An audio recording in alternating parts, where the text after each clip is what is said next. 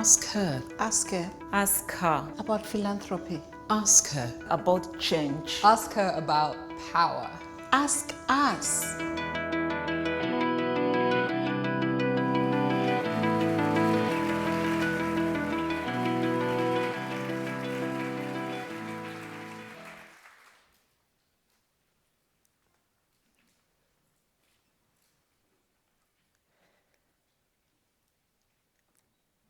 There are times when I cry, not because I am weak, but because the strength to uphold and stay strong comes from a place of courage and infused with selfless love. As a witness, marching at the front lines is never easy. Stubborn obstacles might stand in the way, but the moment the baton is picked up, the race is already underway, and stopping is no longer an option. The struggles we're facing sometimes take us to the brink, the long treks to be made, the sleepless nights. But when we listen, the silent whispers that echo brought us to the doorstep of wounded warriors, down for a moment, but shining brilliantly. We've seen smiles resurrected, and the humble thought that life goes on is a humble song we sing when we look deep within. Because deep within us is a woman with the strength of an ox and the resilience of an ant. Our inner essence strives to be free. When we ask ourselves, who am I? How am I? What is my purpose? The answers are already there. We already know who we are. Our purpose has been placed in front of us. No matter the mistreatment or the sadness and the tears, we glow endlessly. There are times we felt we've walked a mile and nothing has begun. But something started the moment we took the first step. Ripples started to flow. And sometimes fear might take root. But that fear is an illusion set up to hide our true selves. Healing comes when that barrier is gone. Healing is a process of acknowledgement. Acknowledging that the self is loved. Acknowledging that the self needs love. Acknowledging that I am all right and that pain is something we embrace. We move through with our pain. We continue to move. Always. Time is our companion, enemy and friend. She invests in us the will to carry on. She invests in us work to be done.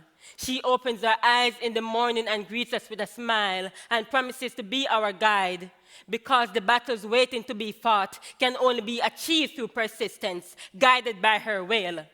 She is not the one to be competed against, but the nameless ones hiding behind closed doors, peeping through cracks with no recognition of fault or admission of guilt. You are strong. We are strong. The loads we bear, heavy as they may be, provides proof of our tenacity, our mobilization of solidarity, our strive for change, paving a path for the young ones, challenging those who see us as weak. We lift ourselves up. We beat our drums. We sound our hands, dancing to the music, raising our voices, singing out loud. We weren't born silent. We weren't born silent. Our voice was not meant to be soundless, no less than those who deny us and refuse to listen, taking resources, stealing lands, treating us as hopeless, homeless. But our bosoms are wide open, accepting them with open arms, becoming their guardians, and moving forward. Why does the government choose to remain silent? How do they benefit from silence? We will not be silenced. Not by government, not by HIV, not by fear, not by hunger, and not even by death. Many of our women have been treated as if our existence doesn't matter.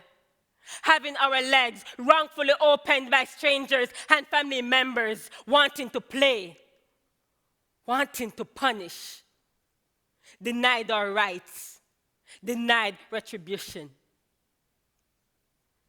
The community knows what's needed to prosper.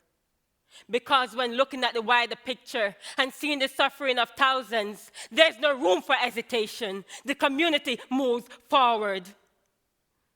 We are no lone soldiers on the battlefield.